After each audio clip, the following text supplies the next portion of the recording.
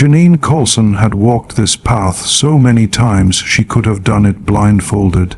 Same cracked sidewalk beneath her sneakers, same neatly trimmed hedges whispering with the Texas wind, and the same late afternoon sun spilling across the cul-de-sac in golden streaks.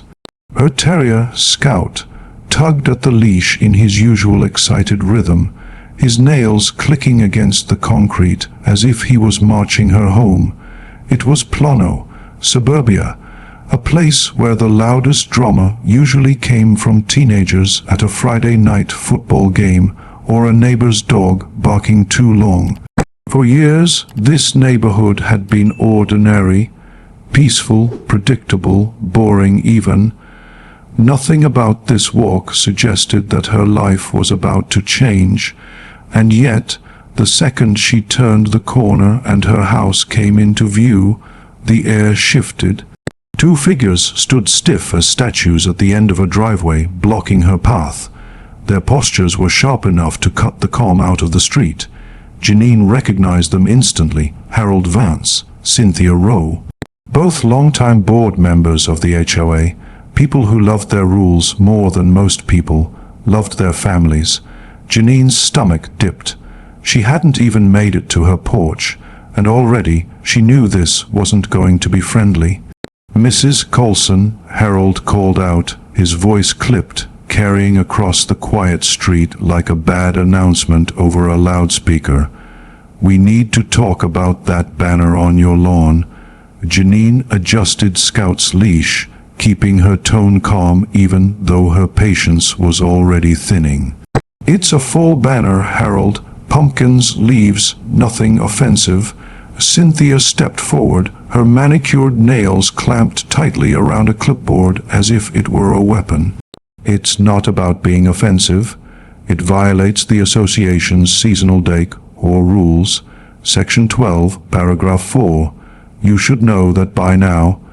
Janine exhaled slowly, biting back the urge to roll her eyes. "I've lived here 10 years. People put up everything from inflatable turkeys to 10-foot Santas. You've never said a word." "That's different," Harold snapped, his eyes narrowing like a man who thrived on confrontation. "This one, yours, wasn't approved." For a moment, the three of them stood in the fading light, silence pressing down heavy between them. Janine's front door was only a few yards away, but the idea of brushing past them made her pulse quicken. She steadied her voice. "Look," she said firmly, "I'm not taking it down. It's staying right where it is." Harold's jaw tightened until it looked carved from stone. "That's not how this works." He took a step closer. His shadow stretched long across the driveway, dark and heavy, a silent threat. Cynthia's eyes flickered nervously, but she stayed quiet. She was never the type to intervene when things got tense. Harold lived for these moments. And Janine could see the anger twitching in his face, waiting for a spark. Scout barked once, sharp, nervous, tugging at the leash. Janine adjusted her grip and tried to walk forward, her heart pounding harder than she wanted to admit. But Harold moved quickly, stepping in front of her. His posture wasn't that of a neighbor citing bylaws. It was the stance of a man who wanted control. "You can't just walk away," he growled. "I'm going inside my house." Janine shot back, her voice steel. "Move," and then it happened, quick, ugly. Harold shoved her shoulder, not hard enough to send her sprawling, but just enough to make her stumble, just enough to make Scout bark louder, his little body straining against the leash, just enough to send fear surging through her chest like a jolt of electricity. Janine staggered, caught her balance, then whipped back around, fire flooding her voice. "Don't touch me." That shout carried. Across the lawn, past the hedges, straight into the open window of the Colson home. Inside, Anthony Colson froze mid-conversation. He'd been on the phone with an old Navy SEAL teammate, laughing at a story from years ago. But the sound of his wife's voice cut through him like a blade. He knew that voice. He knew every shade of it. Calm, laughing, teasing, angry. But this wasn't anger. This was fear. "Hold on," Anthony said into the phone. "Something's wrong." In one motion, he set the phone down, pushed back his chair, and was on his feet. His body moved with the calm precision of a man trained to respond without panic. His pulse raced, but his breathing stayed steady. His training had hardwired it into him. Act with control, not chaos. 3 long strides, and he was at the door. He didn't slam it. He didn't storm. He simply opened it and stepped into the golden light of the driveway. And for the first time, Harold Vance's expression faltered. "Is there a problem here?" Anthony's voice was low, firm, the kind of tone that didn't need to shout to command authority. Janine's hand trembled slightly on Scout's leash. Her voice cracked. "He shoved me." Anthony's eyes locked on Harold. In a second, he read the entire scene. Clenched fists, tight jaw, the arrogance of a man who thought titles equaled power. Anthony stepped closer. His tone stayed calm, steady as stone. "I'm only going to ask once. Step back." And just like that, the air shifted. Cynthia's grip on her clipboard tightened. Neighbors peeking from behind curtains felt it. Even Harold felt it, though pride kept him rooted. But Anthony didn't move either, and that quiet stillness carried more weight than any threat Harold had ever thrown around. The confrontation had only just begun. The air in the cul-de-sac lingered heavy, as if the sunset itself had stopped moving. Neighbors who had been pretending to sweep porches or water plants froze mid-motion, their eyes locked on the driveway where Harold Vance stood nose to nose with Anthony Coulson. No one said a word. No one dared. Janine clutched Scout's leash, her heart hammering against her ribs. She had seen her husband angry before, but this wasn't anger. It was control sharpened into steel. The kind of control he had honed overseas, in places where hesitation could mean death. Anthony's voice was calm, but it had an edge that made Cynthia step back half an inch without even realizing it. "You put your hands on my wife. That will not happen again." Harold's mouth twitched into a smirk, though the tightness around his eyes betrayed him. He wasn't used to being challenged. He wasn't used to someone standing taller, firmer, without blinking.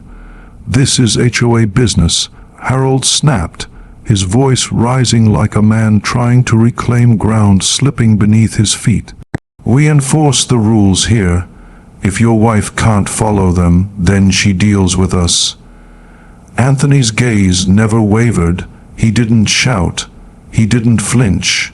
He simply stepped closer, his shadow overlapping Harold's, swallowing it whole. "You mistake authority," Anthony said evenly. "You sit on a board. That gives you paperwork. It does not give you the right to put hands on anyone." For the first time, Harold shifted. His bravado cracked, just slightly. He glanced toward the street, where a few phones had begun to rise discreetly in trembling hands. Neighbors recording, evidence piling up. Cynthia's voice broke the silence, high, pitched and brittle. "Maybe we should handle this at the next meeting." "No," Janine cut her off, her voice shaking but loud enough to carry. "We're handling it now. He assaulted me." The word hung in the air like a thunderclap. Assault. Every neighbor who had been watching from the shadows now had confirmation of what they thought they saw. This wasn't a simple argument over a full banner.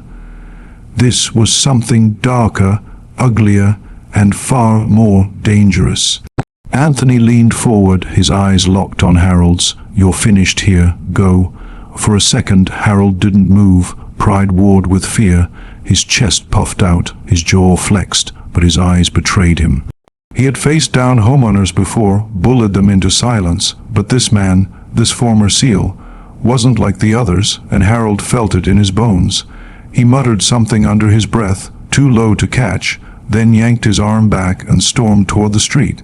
Cynthia scrambled after him, her heels clicking against the pavement like a retreating drumbeat. Anthony didn't move until they were halfway down the block. Only then did he exhale, the controlled tension in his shoulders loosening. He turned, his eyes softening as they landed on Janine. "You okay?" he asked quietly. Janine nodded, though her voice wavered. "Yeah, just shaken." Scout barked once, then settled at her feet as if sensing the storm had passed. But deep down, Anthony knew the storm was only beginning, because men like Harold Vance didn't walk away quietly. They regrouped, they plotted, and they came back meaner than before. That night, as the Coulsons sat at their kitchen table, the glow of the overhead light casting warm shadows on the walls, Janine replayed the moment over and over. Harold's hand, the shove, the smirk. "He's not going to let this go," she whispered, her hands trembling around her mug. "You saw his face. He looked like he hated me for saying anything." Anthony reached across the table, resting his hand gently over hers. His voice was calm, reassuring, but there was a gravity beneath it. Let him try. He picked the wrong house, the wrong family. Janine searched his eyes, finding strength there, the kind of strength that had carried him through battles she could only imagine. And yet, a small seed of dread still took root in her chest, because Harold wasn't just a man. He was the HOA president. He had influence, power in the neighborhood, and a board of loyal followers who would defend him blindly. And in places like this, power could be twisted into weapons just as dangerous as fists. The phone rang, loud, shrill, cutting through the quiet. Janine jumped, nearly spilling her tea. Anthony rose and answered on the second ring. "It was a neighbor. I saw what happened." The voice whispered urgently, "You need to be careful. Harold doesn't lose. He'll come after you. He's done it before." Anthony's grip tightened on the receiver. "What do you mean, before?" The neighbor hesitated. Then, "Ask the Thompsons. Ask the Garcias. They tried standing up to him once. Their lives were made miserable until they left. Fines, letters, harassment. He'll drag you through the mud if you don't back down." Anthony's eyes narrowed, his mind clicking through the possibilities like gears in a machine. He thanked the caller and hung up. When he returned to the table, Janine searched his face. "What is it?" Anthony sat down slowly, his jaw set. "We're not the first, but we'll be the last." Outside, the street lay quiet, but unseen eyes were watching. Curtains shifted, phones buzzed, and somewhere in the darkness, Harold Vance was already planning his next move. The real fight had only just begun. The neighborhood woke slowly the next morning, blinds sliding open, coffee pots burbling, and sprinklers ticking across manicured lawns. But at the Coulson house, the air was heavy before the sun even rose. Janine stood at the kitchen window, staring at the driveway as if Harold Vance might materialize out of the shadows. Anthony moved behind her, calm as ever, pouring 2 mugs of coffee. His silence said more than words could. He was already bracing for what was coming. Men like Harold never let bruised pride rest. By mid-morning, the first letter arrived, slipped neatly into their mailbox, stamped with the HOA seal, violation notice, improper lawn decoration, fine, $200. Janine's hands shook as she held the paper. This is exactly what that neighbor warned us about. Anthony took the letter, scanned it once, then folded it neatly and set it on the counter. His voice was steady, almost detached. Let him pile them up, and pile they did. By the end of the week, 3 more letters: fence too high, trash bins visible, grass too long. Though Anthony had mowed it just 2 days earlier, each violation came with a fine. Each fine came with a threat of lien. Neighbors began to whisper. Some avoided eye contact, pretending they hadn't seen the confrontation. Others sent hushed texts late at night, words of sympathy, but no offers of help. Fear kept them quiet. Harold had ruled this neighborhood for years through intimidation, and no one wanted to be the next target. But Anthony wasn't like the others. On the 8th day, as the morning sun lit the street, a different kind of letter arrived. Not from Harold, from Anthony, printed, bound, delivered to every doorstep in the neighborhood. Inside were photographs, screenshots, documentation pulled from public records.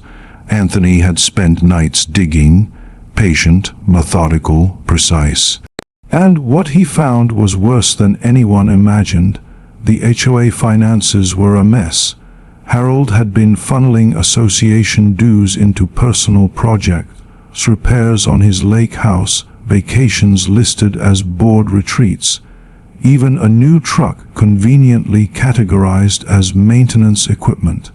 Cynthia's signature appeared on the approvals, her clipboard loyalty suddenly making sense. Neighbors gasped as they flipped through the pages, their morning coffee turning bitter in their mouths. What they thought was petty drama over decorations had been a mask for something far uglier. By noon, the quiet street buzzed with outrage, doors slammed, voices rose. Harold's phone rang off the hook, neighbors demanding answers, and yet Harold didn't back down. His pride, bruised and cornered, twisted into something dangerous. He stormed across the cul-de-sac that evening, his fists clenched, his face blotched red with fury. "You think you can smear me?" he roared, shoving the Coulson's letter into Anthony's chest. "You think some papers scare me?" Anthony didn't flinch, didn't even move. He stood rooted, his calm and armor thicker than steel. "It's not just papers," Anthony said evenly. "It's the truth." Harold's eyes burned, his hand twitched, like a man deciding whether pride was worth prison. But Anthony's gaze pinned him still, a silent reminder of the line already crossed. "You put your hands on my wife once," Anthony said, his voice low, carrying across every open window on the block. "You do it again, you won't have the board to hide behind, you'll answer to the law." Neighbors gathered, forming a silent circle. For the first time, Harold looked small, surrounded not by loyal followers, but by witnesses who had finally seen him stripped bare. Cynthia tried to speak, her voice trembling. "Harold, maybe we should." "Enough," Harold snapped, but the word cracked in the air, weaker than he intended. Anthony's voice, calm as ever, cut through the tension. "You've ruled with threats and lies long enough. It ends here." The silence that followed was heavier than any shout. Then, one by one, neighbors stepped forward, the Thompsons, the Garcias, families who had been bullied into silence before. Their voices rose, timid at first, then stronger. "We're done with you, Harold. You don't speak for us anymore. Resign, now." The chorus grew, louder, bolder, until the cul-de-sac trembled with unity. For once, fear had shifted. It no longer belonged to the neighbors. It belonged to Harold Vance. His face twisted, searching for an escape, but there was none. Cynthia dropped her clipboard, the crack of plastic against pavement echoing like a gavel.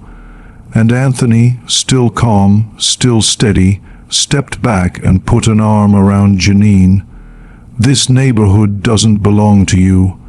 It belongs to the people who live here." That night, Harold packed a bag. By morning, the Vances were gone. The HOA board dissolved within weeks, replaced by a new one. Neighbors who promised transparency, fairness, and accountability. The letters stopped. The threats ended. The street, once suffocating under Harold's reign, breathed free again. But for Janine and Anthony, the memory lingered, the shove, the fear, the proof of what unchecked power could do. One evening, months later, as Scout dozed by the fireplace and the cul-de-sac glowed with holiday lights, Janine leaned against Anthony and whispered, "Do you think it's really over?" Anthony's arm tightened around her shoulders. His gaze stayed steady, watching the quiet street he had defended without raising a fist. "For us, yes," he said, "because some battles aren't fought with weapons, they're fought with truth, and truth always wins." And in that quiet, in the warmth of their home, the Coulsons finally felt what their neighborhood hadn't known for years: peace. If you liked this story, please like, subscribe, and share it with others so they can learn something from it too.